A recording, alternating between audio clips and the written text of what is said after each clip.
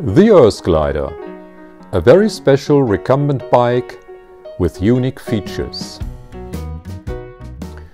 This year, Ulrich Sommer from Munich has built this special recumbent bicycle for me. The bike has been developed and tested by himself. It is one of only 3 existing models by now. His deliberate concept, explained in his own videos, linked here and in the video description below, has convinced me. Judge by yourself after having viewed this video if I could made a better choice, and tell me in the comments. Any helpful tips will be much appreciated by myself and probably by Ulrich Sommer also, so that he can better decide how to proceed with the next Earthgliders to be built and delivered in the future. But you have to view the whole video, because this recumbent bike has got a very special feature besides many other excellent design solutions, which, as far as I know, no other recumbent bike in the world can offer. I've asked myself, what can you expect of a recumbent bike? In the first place, for sure, that it is comfortable. Why should you otherwise prefer the laid-back seating position? The Earthglider has got a suspension in the rear and in the front. Because there was only one unique front suspension for recumbent one-arm forks on the market, for which you will have to pay license fee if you would apply it, without further ado, Ulrich Sommer designed his own front suspension with adjustable friction damping. It is installed in the tube of the steering head. The rear wheel rests on a hydraulic shock absorber of KineShock, made for MTB bike application, and is perfectly adjusted for the existing load conditions. The laid-back seating position is given by the adjustment of height and angle of the back case, which contains the seat shell. The back case is screwed onto 2 aluminium sheets and can be positioned on them in a wide range of angle and height, dependent on the size and the preferences of the rider. I adjusted the case for me that way. Finally, the distance of the steering can be optimized for the individual driver by choice of the stem. The correct distance of the pedals can be accomplished by adjusting the already large wheelbase, defined by clamping the 2 halves of the frame together. Therefore, only 2 socket screws have to be loosened and tightened again. The seating position of the Earthglider is a well-designed compromise about low air resistance and still a good overview in traffic, respectively to be seen in traffic well enough by car drivers. In the second place, it is to be expected that the handling characteristics should be of high and secure quality. It is said that large wheelbases are always good for a comfortable ride. This principle comes true again for the large wheelbase of the Earthglider, which makes the ride, even on bad asphalt or on forest tracks or dirt roads, very comfortable. Cranking around bends, the bike keeps its high directional stability, and at heavy braking, the front suspension does not dive in because of the braking loads, and therefore does not lose its spring stroke. So the bike keeps the good handling characteristics even while braking hard. The large hydraulic Shimano disc brakes, made for MTB application, 200 mm in the front and 160 mm in the rear, a special order of mine, are very well chargeable and decelerate the bike even from high speed safely and effectively. Anyway, Ulrich Sommer placed emphasis on designing the bike for good braking characteristics, which isn't a matter of course for recumbent bikes. The seating position and the wheelbase are chosen in a way that the rear wheel does not lift from the ground easily while braking hard, but the front wheel still gets high braking loads to avoid early stopping and slipping. For a better explanation, I've prepared a brief technical visualization. When the overall center of gravity of driver and bike is too high while braking hard, a very high overturning moment occurs. The load shifts strongly onto the front wheel, which as a result can transfer very high braking forces onto the road. As a consequence, the rear wheel is completely unloaded. The rear wheel lifts up, and in the extreme, bike and driver can turn over, as it is well known from all upright bikes. Is the overall center of gravity too low, braking can cause only a small overturning moment. The front wheel receives too little extra load from the braking process and cannot transfer high braking forces onto the road.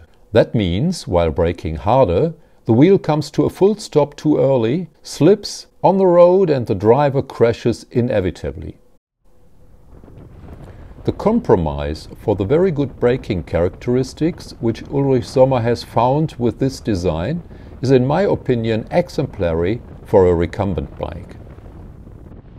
In the third place, it can be assumed that you generally ride aerodynamically on a recumbent bike. In this regard, the most recumbent bike designs are satisfied with a low laid-back driver position for the reduction of air resistance. But the reduction of the projected frontal area is only part of the air resistance. The so-called air drag coefficient, CD value, is another important part of the equation which describes the streamlineliness of the shape. A rect-shaped bicycle, on which the rider pedals exposed in the wind and the wheels roll uncovered, produces countless turbulences, which often nullifies the advantages of a small frontal area. Therefore, many recumbent bikes are not faster than a regular racing bike and significantly slower than an aero race bike with a driver in triathlon sitting position. Here, the plexiglass front fairing, together with the front wheel cover and the back case, provide a considerable improvement of this CD value, which is clearly confirmed when driving in the flat. The Earthglider ranks aerodynamically between a race bike and a velomobile. Mann, ist wie schnell den Ding. Bisschen bessere Aerodynamik. Ja, den Schatten habe ich fast gar nicht gemerkt. Noch ein, ne? Ja. The flattened back of the case and the two level-shaped front fairing in the direction of the driver indicate that for reasons of practicality and safety, concessions have been made to the best aerodynamic shape during the design process of the Earthglider as a useful touring bike. The back case is in the rear also designed as a crash protection to support neck and head of the driver in case of an impact. If you lay the bike down on the side, or if you slip in a bend, only the inserted hardwood pads at the side of the back case make contact with the ground and the painted case stays totally undamaged. For easy access to the front of the bike at home or on one's way, you can upend the Earthglider onto the back of the case. Here is also an inserted hardwood pad to support and protect the painted case. The plexiglass fairing provides much better views when working at the front or while driving than a non-transparent carbon fairing does. A recumbent bike for long distances should be capable of touring.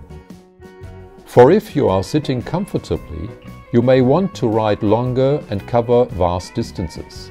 Therefore, you probably appreciate to bring some luggage with you. In the back case, there can be tucked away a considerable amount of luggage already. It always takes tools, nutrition and spare clothes. But when a long journey is pending, perhaps with camping equipment, large and waterproof bags can be attached to the side railings of the back case.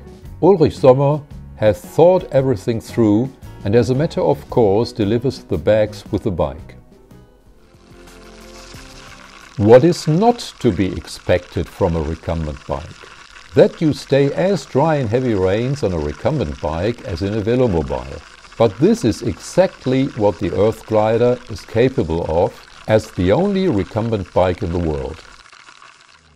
The driver puts an included rain cape on and fixes it on the plexiglass fairing in the front when he sits down. The rain drains off the cape from the top and the driver just gets wet in the face. All the water from the front drains off below and along the sides of the fairing. The front wheel cover, together with a splash guard, make for the splash water of the front wheel to be directed under the bike and under the back case and cannot spray from the bottom against the legs of the rider. Hier bin ich bereits mit Cape unterwegs durch die Nacht. Es waren ungefähr 6 Kilometer, es hat nicht ganz so geschüttet, dafür bin ich vollständig trocken geblieben. How could the Earth Glider still be improved from my point of view? Gears in the front should change more reliably and more intuitively. The bike has no front derailleur because there is no dome provided at the frame to hold it. Instead, Ulrich Sommer has tinkered with a kind of torsion rod to move the chain from gear to gear. Unfortunately, this doesn't work reliably and takes too long. The handling requires too much attention that the chain doesn't fall off the gears, which happens ever so often. For future Earth Gliders, the frame should provide a dome for a proper front derailleur. Alternatively, it would be much better not to have to move the chain off the gear in the front at all. The large transmission reduction ratio can either be done with a Schlumpf gearbox at the bottom bracket in the front or by using a power shift hub from Classified in the rear wheel. Additionally, it would be preferable if the Earth Glider would have significantly less weight. A lightweight design was obviously never a main criteria for the Earth Glider, which is made for touring. But nevertheless, 24 kilos is a hunk, especially when going uphill. But I would not sacrifice any of the good features which make up the Earth Glider as it is. Therefore, from my point of view, there only remains to optimize the existing components in regard to less weight. The back case and the front wheel cover could be made of carbon fiber instead of fiber-reinforced plastic material.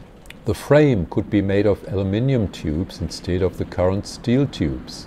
And the wheels could be some high-quality carbon wheels as they are applied in velomobiles, because using disc brakes, the aluminium rims for rim brakes are not necessary anymore.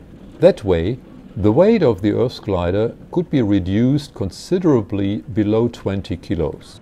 Obviously, these measures will be lead to higher costs, which can be compensated with higher sales figures only.